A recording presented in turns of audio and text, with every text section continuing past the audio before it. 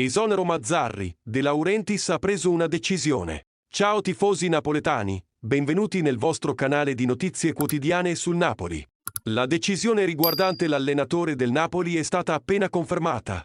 Restate con noi fino alla fine per scoprire tutti i dettagli delle ultime novità dal mondo partenopeo. Scoprite tutto adesso. Da Castel Volturno arrivano conferme riguardo la decisione di Aurelio De Laurentiis su Walter Mazzarri. La sconfitta di San Siro è stata pesante ed il presidente ha in mente un piano. Ancora guai per il Napoli. La sconfitta di Milan contro i rossoneri di Stefano Pioli ha messo l'ambiente ancora di più nello sconforto. Ancora 0 reti in trasferta per gli azzurri che nelle ultime 5 partite lontane dallo stadio Maradona ha collezionato un solo punto e 4 sconfitte senza mai trovare la via del gol.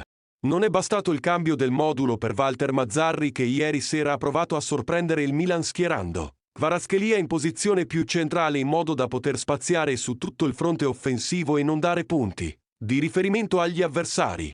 Alla fine il Napoli ha perso per 1-0 e, anche stavolta, è stato costretto ad uscire a mani vuote dallo stadio. Nonostante tutto questo, il secondo tempo dei partenopei è stato degno di nota. Alla squadra di certo non si può criticare una mancanza di voglia o applicazione. Contro il Milan, gli azzurri hanno provato a equilibrare la partita cercando per larghi tratti del secondo tempo il gol del pareggio.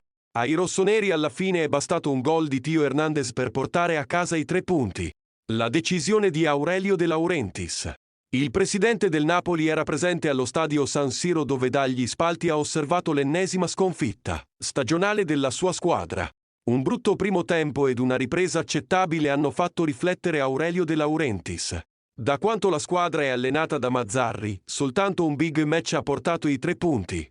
Quello con l'Atalanta, poi un pareggio a Roma con la Lazio e tutte sconfitte. Questa mattina, come ha riportato Sky Sport, pare che Aurelio De Laurentiis abbia deciso di voler continuare con Walter Mazzarri. Nonostante il toscano non riesca a trovare la chiave per risolvere i problemi, a Castel Volturno non c'è ancora aria di esonero. Al momento quindi la decisione della dirigenza partenopea sarebbe quella di proseguire la stagione con Mazzarri e lasciargliela portare a termine. Difficile che poi il tecnico di San Vincenzo prosegua il suo cammino con il Napoli. Molto più semplice pensare ad una rifondazione totale che avrà inizio alla fine del campionato. Qual è la tua opinione su Mazzarri? Deve continuare o il Napoli deve prendere un altro allenatore? Lascia la tua opinione nei commenti. Ti aggiornerò presto con maggiori informazioni. Forza Napoli sempre e tutto per lei.